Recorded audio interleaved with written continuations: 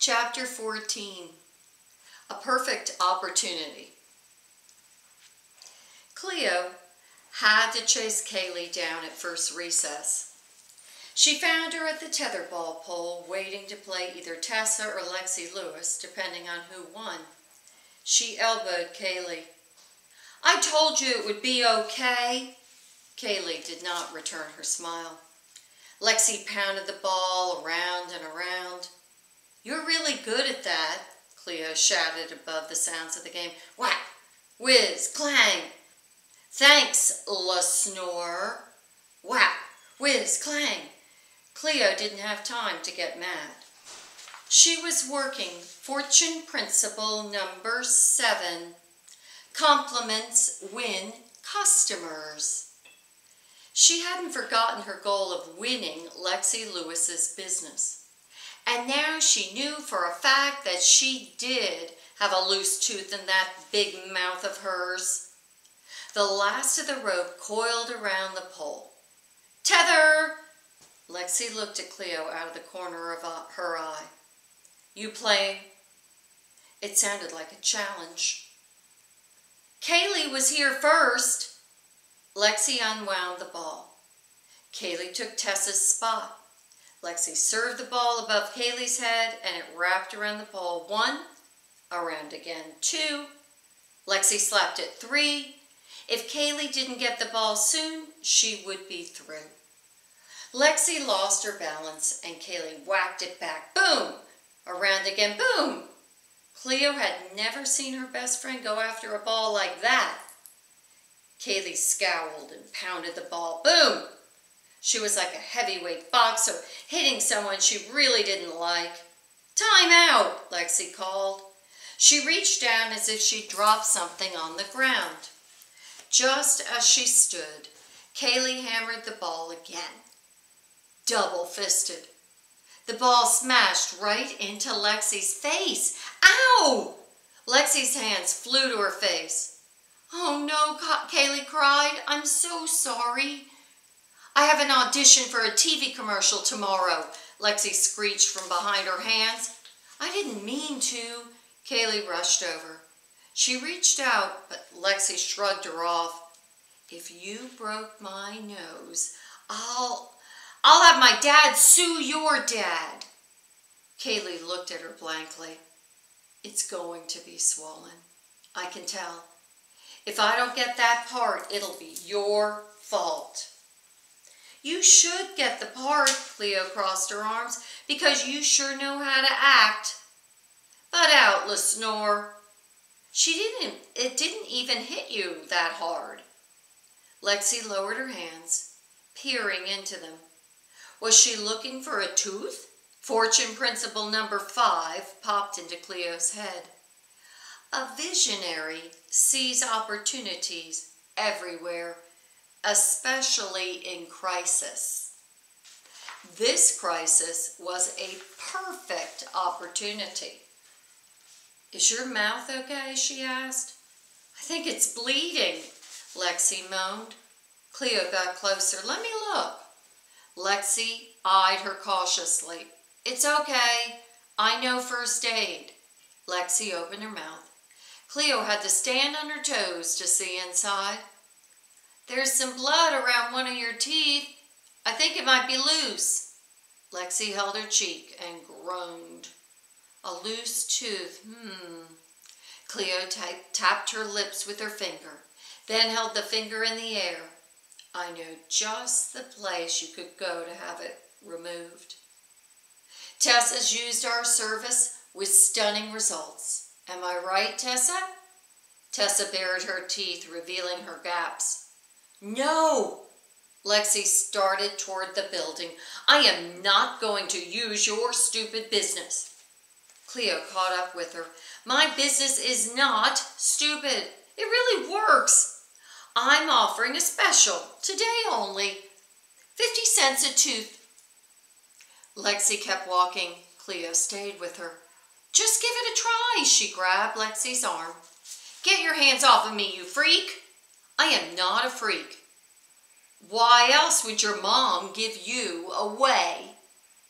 She tossed the question over her shoulder, lightly, as if she was talking about clothing that had gotten way too small. Her words hit Cleo like a sucker punch to the gut. Anger twisted her insides like a tornado.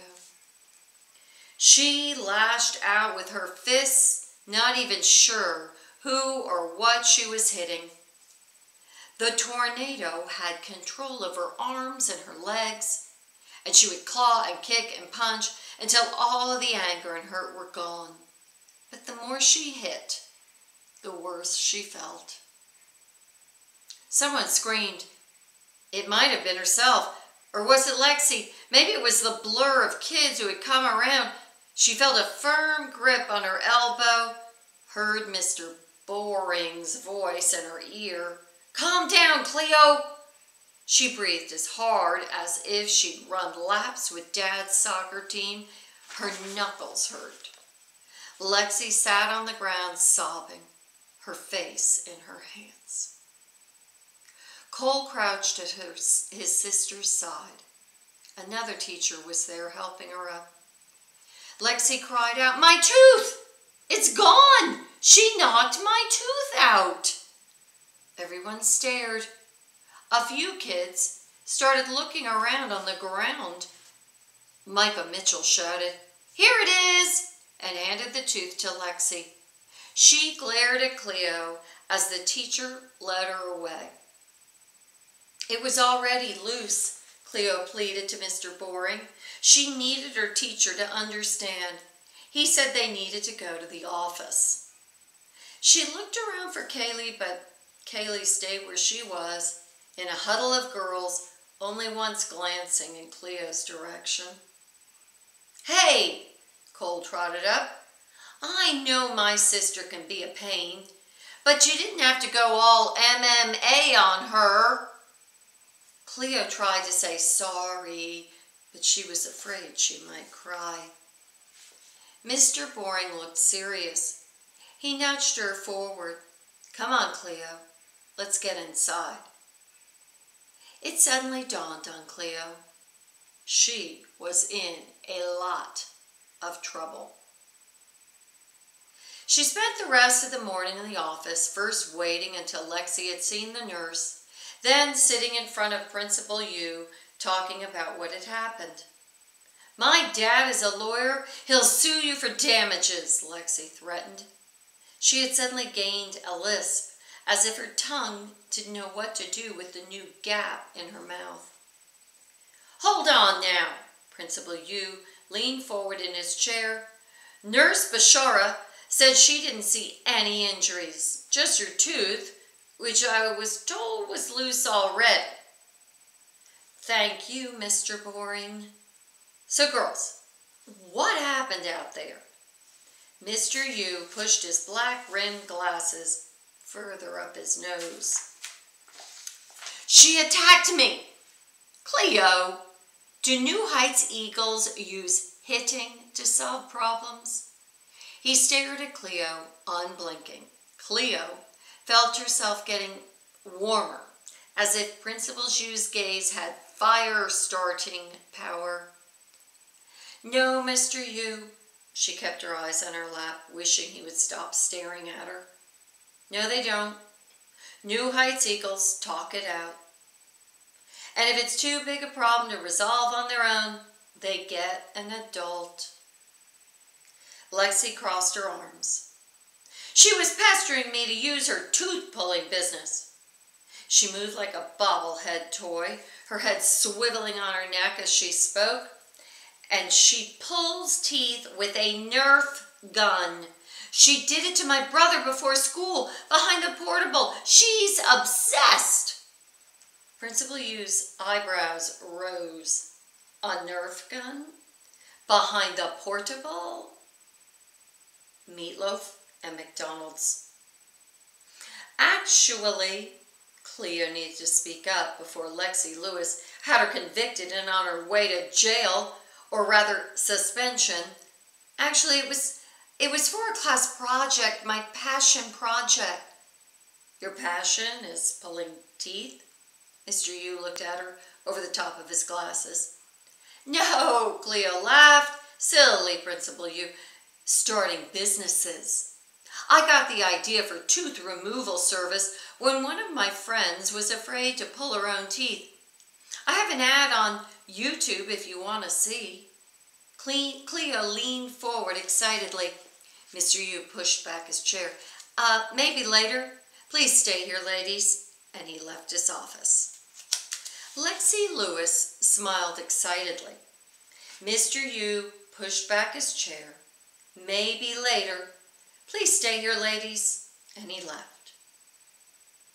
Cleo drummed her fingers on her thighs. Was she in trouble for the Nerf gun or not? A few minutes later, Mr. Yu came back with Mr. Boring. Cleo's heart sank. Mr. Boring took the seat next to Cleo. Cleo, did you bring a Nerf gun to school? His eyes were kind, but she knew the answer would seriously disappoint him. She looked at her hands in her lap. Yes, Mr. Boring. Her head snapped up. But I wasn't playing with it, and I wasn't hurting anyone. She glanced at Principal Yu, pulled a few loose teeth, that's all. Principal Yu sucked in his breath. I'm sorry, Miss Oliver, but between initiating a fight with Miss Lewis, she's the one who started it, Cleo wanted to shout, and bringing a gun to school. Not a gun, Mr. Yu, my extractor extraordinaire. Trademark. Lexi scoffed under her breath. And bringing a gun to school, I'm going to have to send you home for the day as a consequence of your poor choices.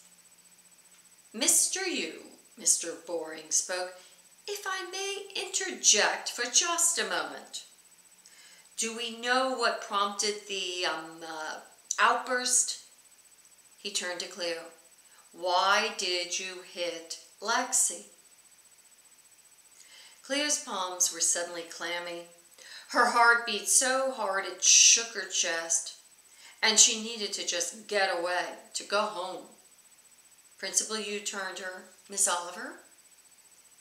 Telling Mr. Yu what Lexi had said would be like Barkley exposing his belly. He only did that with family. Miss Oliver. She couldn't repeat the words. She was making fun of me because I'm adopted. Principal Yu cleared his throat. I'm very sorry to hear that. His blowtorch gaze landed squarely on Lexi. Miss Lewis, is being adopted something to make fun of? Lexi huffed. I guess not. You guess not? His face was turning red. No, it's not.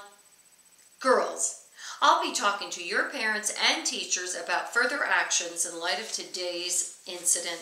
Now, you need to apologize to each other. Apologizing was surely the last thing in the world that Cleo wanted to do. But she knew there was no escaping it.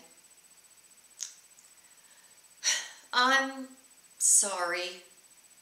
The words came out pinched and tight like money being pulled from a miserly person's hand. Lexi barely glanced at her. Sorry. She said it like a knife jab. Mr. Yu pushed up his glasses again. Miss Lewis, please return to class. Lexi put her hand to her mouth and winced in pain. She gave a little sob and then sulked from the room. An excellent performance. Miss Oliver, will one of your parents be able to pick you up? Mr. Yu asked. Cleo gasped. I still have to go home? She thought what she told him about Lexi would change his mind. He nodded once.